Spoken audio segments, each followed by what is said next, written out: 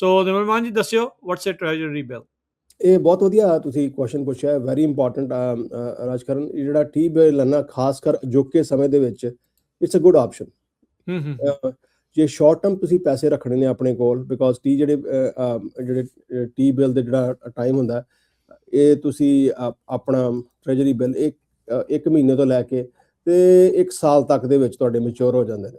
ਸੋ 4 weeks, ਔਰ minimum ਤੁਸੀਂ $100 ਦੇ ਖਰੀਦ ਸਕਦੇ ਹੋ, ਔਰ ਮੈਕਸਿਮਮ ਤੁਸੀਂ $10 ਮਿਲੀਅਨ ਦੇ ਖਰੀਦ ਸਕਦੇ ਹੋ। ਤੇ it's almost you can almost say ਕਿ ਇਟਸ 100% ਰਿਸਕ ਫ੍ਰੀ, ਕਿਉਂਕਿ it's backed by the US government.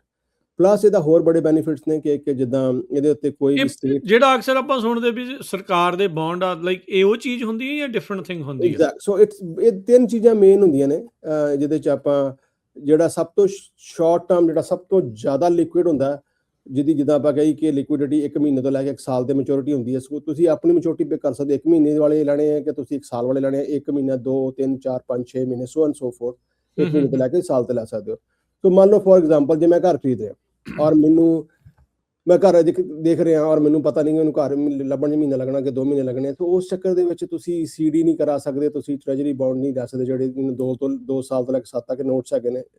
So 3 option ਨੇ: treasury bills, treasury notes and treasury bonds.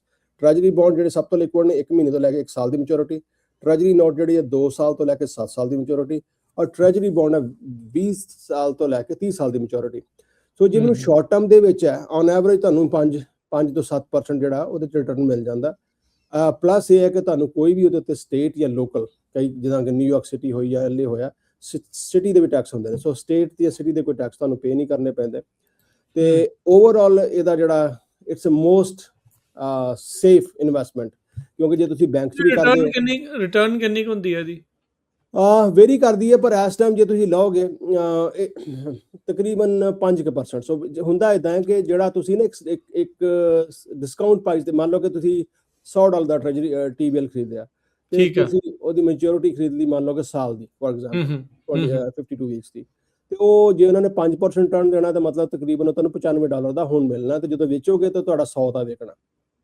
So on average, ਔਰ ਉਹਦਾ ਐਕਸਪਲੇਨ ਦਿਸ ਅਗੇਨ, ਵੀ 100 ਦਾ ਬਿੱਲ ਖਰੀਦਿਆ 95 ਮਿਲਨੇ ਤੇ 100 ਬਾਅਦ 100 ਦਾ ਬਿੱਲ ਜਿਹੜਾ ਤੁਹਾਨੂੰ ਡਿਸਕਾਊਂਟ ਪ੍ਰਾਈਸ ਤੇ ਮਿਲਣਾ, 95 ਦਾ ਮਿਲ ਜਾਣਾ, 95 ਦਾ ਮਿਲਣਾ। ਔਰ ਉਹ 95 ਦਾ ਜੇ ਸਾਲ ਦੇ ਬਾਅਦ ਵੇਚੋਗੇ ਤੇ ਉਹ ਤੁਹਾਨੂੰ 100 ਮਿਲ ਗਿਆ, ਤਾਂ ਸੋ ਟੈਕਨੀਕਲੀ ਤੁਹਾਨੂੰ $5 ਮੁਨਾਫਾ ਲੈ ਲਿਆ, ਤੁਹਾਨੂੰ 5% ਦਾ ਫਾਇਦਾ ਹੋ ਗਿਆ। ਉਹ ਵੇਰੀ ਵੀ ਕਰ ਸਕਦਾ ਕਿ ਤੁਹਾਡਾ ਇੰਟਰਸਟ ਰੇਟ ਕਿੰਨਾ ਵੱਧਦਾ ਪਿਆ, ਕਿੰਨਾ ਇੰਟਰਸਟ ਰੇਟ ਘਟਦਾ ਪਿਆ। ਜਿੱਦਾਂ ਮਾਰਕੀਟ ਉੱਪਰ ਜਾਂਦੀ ਹੈ, ਤੇ ਜਿੱਦਾਂ ਇੰਟਰਸਟ ਰੇਟ ਉੱਪਰ ਜਾਂਦੇ ਨੇ, ਤੇ ਉਹਦੇ ਵਿੱਚ ਜਿਹੜਾ ਤੁਹਾਡਾ ਟੀ ਬਿੱਲ ਦਾ ਰਿਟਰਨ ਹੈ ਉਹ ਜ਼ਿਆਦਾ ਮਿਲ ਸਕਦਾ। ਔਰ ਦਾ ਗੁੱਡ ਥਿੰਗ ਹੈ, ਜਿੰਨਾ ਇੰਟਰਸਟ ਰੇਟ ਹਾਈ ਹੈ ਉਨਾ ਜ਼ਿਆਦਾ ਰਿਟਰਨ, ਐਗਜ਼ੈਕਟਲੀ ਉਹਨਾਂ ਜ਼ਿਆਦਾ ਮਿਲ ਸਕਦਾ। ਸੋ ਔਰ ਬਸ ਚੀਜ਼ ਇਹ ਹੈ ਕਿ security wise they are 100% safe. ਕੋਈ ਇਹਦੇ 'ਚ ਇਹ ਨਹੀਂ ਕਿ ਸਟਾਕ ਵਾਂਗੂ ਅੱਜ ਪੈਸੇ ਚਲੇ ਗਏ, ਕੱਲ ਵਾਪਸ ਆ ਗਏ, ਮਿਲਨੇ ਆ। ਹਾਂ, ਕਿਸੇ ਟਾਈਮ ਤੁਹਾਡੇ ਪੈਸੇ ਲੂਜ਼। ਔਰ ਜੇ ਤੁਸੀਂ ਬੈਂਕ 'ਚ ਵੀ ਕਰਦੇ ਹੋ, ਬੈਂਕ ਦੇ ਵਿੱਚ 2 ਚੀਜ਼ਾਂ ਨੇ, ਇੱਕ ਕਿਸੇ ਵੀ ਬੈਂਕ 'ਚ ਜਮ੍ਹਾਂ ਕਰਦੇ ਹੋ, ਅਪ ਟੂ $2.5 ਲੱਖ ਜਿਹੜਾ ਉਹ FDIC ਇੰਸ਼ੋਰਡ ਹੁੰਦਾ। ਪਲੱਸ ਤੁਹਾਨੂੰ ਜਿਹੜਾ ਜਿੰਨੀ ਵੀ ਤੁਹਾਡੀ ਇਨਕਮ ਹੁੰਦੀ ਹੈ ਬੈਂਕ ਦੇ ਉੱਤੇ, ਚਾਹੇ CD ਦੀ ਹੈ, ਪਲੱਸ CD ਦਾ ਇਹ ਪ੍ਰੋਬਲਮ ਹੈ, ਤੁਸੀਂ 2 ਮਹੀਨੇ ਦੀ ਕਰਾਓ ਜਾਂ 6 ਮਹੀਨੇ ਦੀ ਕਰਾਓ, ਜਿੰਨਾ ਚਿਰ ਤੁਸੀਂ ਨਹੀਂ ਕਰਾਉਂਦੇ ਤੁਹਾਡੇ ਉੱਥੇ ਪੈਸੇ ਫਸੇ ਰਹਿੰਦੇ ਨੇ। ਔਰ ਪਲੱਸ ਟੀ ਬਿੱਲ ਜਦੋਂ ਮਰਜ਼ੀ ਫਿਰ ਵੇਚ ਸਕਦੇ ਆ। ਐਗਜ਼ੈਕਟਲੀ। ਸੋ ਕਿਉਂਕਿ ਤੁਸੀਂ ਉਸ ਹਿਸਾਬ ਨਾਲ ਲਾਓਗੇ ਨਾ, ਕਿ ਜੇ ਤੁਹਾਨੂੰ ਪਤਾ ਕਿ ਮੈਂ 2 ਵੀਕ ਦਾ ਚਾਹੀਦਾ, ਤੇ 4 ਹਫ਼ਤਿਆਂ ਤੁਸੀਂ 4 ਹਫ਼ਤਿਆਂ ਵੇਚ ਲਓ, ਤੁਹਾਨੂੰ ਪਤਾ ਕਿ ਮੈਂ 4 ਮਹੀਨਿਆਂ 'ਚ ਵੇਚਣੇ, ਤਾਂ ਤੁਸੀਂ 4 ਮਹੀਨਿਆਂ 'ਚ ਵੇਚ ਲਓ। So that is another. ਔਰ ਸਿੱਧੀ ਗੱਲ ਹੈ, ਖਰੀਦੇ ਕਿੱਥੇ ਜਾਂਦੇ ਆ? ਸੋ ਖਰੀਦਣ ਦੇ 3-4 ਆਪਸ਼ਨ ਨੇ। ਇੱਕ ਤਾਂ ਤੁਸੀਂ treasurydirect.gov ਤੇ ਜਾ ਕੇ ਸਿੱਧਾ ਟ੍ਰੈਜਰੀ ਤੋਂ ਖਰੀਦ ਸਕਦੇ ਹੋ। That's one of the best option. ਤੁਹਾਡਾ ਕੋਈ ਵੀ ਦੁਬਾਰਾ ਵੈਬਸਾਈਟ ਦੱਸਿਓ ਜੀ। treasurydirect.gov, treasurydirect.gov। ਠੀਕ ਹੈ ਜੀ। ਤੇ ਇੱਥੇ ਤੁਸੀਂ ਖਰੀਦ ਸਕਦੇ ਹੋ। ਫਿਰ ਤੁਸੀਂ ਇਹ ਕਿਸੇ ਬ੍ਰੋਕਰੇਜ ਫਰਮ ਨਾਲ ਕੰਮ ਕਰਦੇ, ਜਿੱਦਾਂ ਫਿਡੈਲਿਟੀ ਹੋ ਗਈ, ਚਾਰਲਸ ਸ਼ਵਾਬ ਹੋ ਗਿਆ, ਵੈਨਗਾਰਡ ਹੋ ਗਿਆ, ਇਹ ਤੋਂ ਲੈ ਸਕਦੇ ਹੋ। ਕਈ ਬੈਂਕ ਵਾਲੇ ਵੀ ਡੀਲ ਕਰਦੇ ਨੇ, ਤੇ ਇਹਨਾਂ ਤੋਂ ਤੁਸੀਂ ਕਿਤੇ ਵੀ ਲੈ ਸਕਦੇ ਹੋ। ਪਰ treasury direct is one of the best option. ਔਰ ਤੁਸੀਂ ਆਪਣਾ ਬੈਂਕ ਅਕਾਊਂਟ ਉਹਦੇ ਨਾਲ ਜਾ ਕੇ ਕਨੈਕਟ ਕਰੋ, ਤੇ ਉਹਨਾਂ ਨੇ ਸਿੱਧੇ ਬੈਂਕ ਅਕਾਊਂਟ 'ਚ ਪੈਸੇ ਹੋਣੇ, ਜਦੋਂ ਤੁਸੀਂ ਵੇਚੋਗੇ ਤਾਂ ਸਿੱਧੇ ਤੁਹਾਡੇ ਜਿਹੜਾ ਵੀ ਤੁਹਾਡਾ ਬੈਂਕ ਹੈ ਉਹਦੇ ਨਾਲ ਕਨੈਕਟਡ ਹੁੰਦੇ ਨੇ। So this is one of the safest one. ਜੇ ਤੁਹਾਨੂੰ ਲੱਗਦਾ ਕਿ ਤੁਹਾਨੂੰ ਪੈਸੇ ਇਸ ਟਾਈਮ ਲਿਕੁਇਡ ਚਾਹੀਦੇ ਨੇ, ਬਜਾਏ ਇਹਦੇ ਕਿ ਸਟਾਕ ਦੇ। ਅਫਕੋਰਸ ਸਟਾਕ ਜਿਹਨਾਂ ਨੂੰ ਇਨਵੈਸਟ ਰਿਟਰਨ ਨਹੀਂ ਆਉਂਦਾ ਜੇ ਸਟਾਕ ਮਾਰਕੀਟ ਉੱਤੇ ਜਾਂਦੀ ਪਈ ਹੈ, ਪਰ ਸਟਾਕ ਮਾਰਕੀਟ ਜਿੰਨਾ 'ਚ ਰਿਸਕ ਵੀ ਹੈ ਨਹੀਂ। ਬਿਕੋਜ਼ ਰਿਸਕ ਇਹਦਾ ਤਾਂ ਹੀ ਹੈ ਕਿ ਜੇ ਟੋਟਲੀ ਸਾਰੀ ਦੀ ਸਾਰੀ ਗੌਰਮੈਂਟ ਹੀ ਡਿਫਾਲਟ ਹੋ ਜਾਏ, ਡਿੱਗ ਜਾਏ, which is almost impossible. Impossible at this point at least for American government. America is too big to fail. Exactly. So ਉਹ ਇਹ ਜਿਹੜੀ ਹੈ ਇਸ ਟਾਈਮ ਜਿਹੜੀ ਤੁਸੀਂ ਗੱਲ ਕੀਤੀ ਹੈ, ਅਜੋਕੀ ਮਾਰਕੀਟ ਦੇ ਵਿੱਚ ਇਹ ਕਾਫੀ ਸੇਫ ਆਪਸ਼ਨ ਹੈ। ਸੇਫ ਤੇ ਬੈਟਰ ਆਪਸ਼ਨ ਹੈ, ਜਦੋਂ ਵੋਲੇਟਿਲਿਟੀ ਮਾਰਕੀਟ ਜ਼ਿਆਦੀ ਹੈ ਔਰ ਕੁਝ ਵੀ ਕਿਸੇ ਟਾਈਮ ਹੋ ਸਕਦਾ।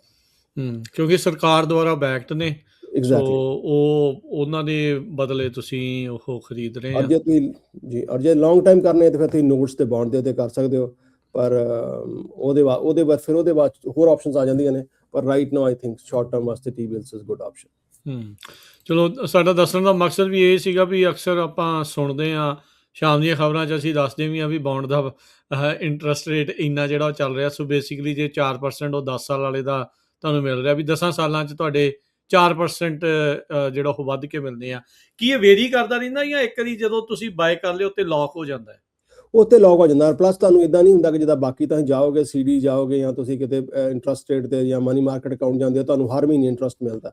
ਸੋ ਤੁਹਾਨੂੰ ਉਦੋਂ ਹਰ ਮਹੀਨੇ ਇੰਟਰਸਟ ਨਹੀਂ ਮਿਲਣਾ, ਇਹ ਤੁਹਾਨੂੰ ਇੱਕੋ ਵਾਰੀ ਮਿਲਣਾ ਹੈ। ਇੱਕੋ ਵਾਰੀ ਇੰਟਰਸਟ, ਇੱਕੋ ਵਾਰੀ ਜਦੋਂ ਤੁਸੀਂ ਕੋਈ ਵੇਚੋਗੇ। ਕੰਪਾਊਂਡ ਨਹੀਂ, ਕੋਈ ਕੁਛ ਨਹੀਂ, ਜਿੰਨੇ ਪਲਾਏ ਆ ਉਹਦਾ ਉਨੇ % ਦੇ ਬਾਅਦ 'ਚ ਵੱਧ ਕੇ ਤੁਹਾਨੂੰ ਉਨੇ ਮਿਲ ਜਾਣੇ। ਐਗਜ਼ੈਕਟਲੀ। ਮਤਲਬ ਜੇ ਮੰਨ ਲਓ ਕਿ ਹੁਣ ਅੱਜ ਮੇਰੇ ਕੋਲ ਕੋਈ ਚੀਜ਼ ਹੈ ਤੇ $10 ਦੀ ਹੈ, ਔਰ ਮੈਂ ਤੁਹਾਨੂੰ ਕਹਾਂਗਾ ਜੀ ਅੱਜ ਮੇਰੇ ਕੋਲ ਅੱਜ ਆਪ 7 ਦੀ ਲਾ ਲਓ ਤੇ ਮੈਂ ਸਾਲ ਬਾਅਦ ਵਾਪਸ 10 ਦੀ ਖਰੀਦ ਲਾਂਗਾ।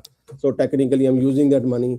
ਉਸ ਕਰਕੇ ਉਹਦੇ ਲਈ ਥੋੜਾ ਜਿਹਾ ਪ੍ਰੀਮੀਅਮ ਗਵਰਨਮੈਂਟ ਦਿੰਦੀ ਪਈ ਹੈ। ਜਿੱਦਾਂ ਆਪਾਂ ਇੰਡੀਆ 'ਚ ਨਹੀਂ ਉਹ ਕਮੇਟੀਆਂ ਪਾਉਂਦੇ ਹੁੰਦੇ ਸੀ ਲੋਕੀ।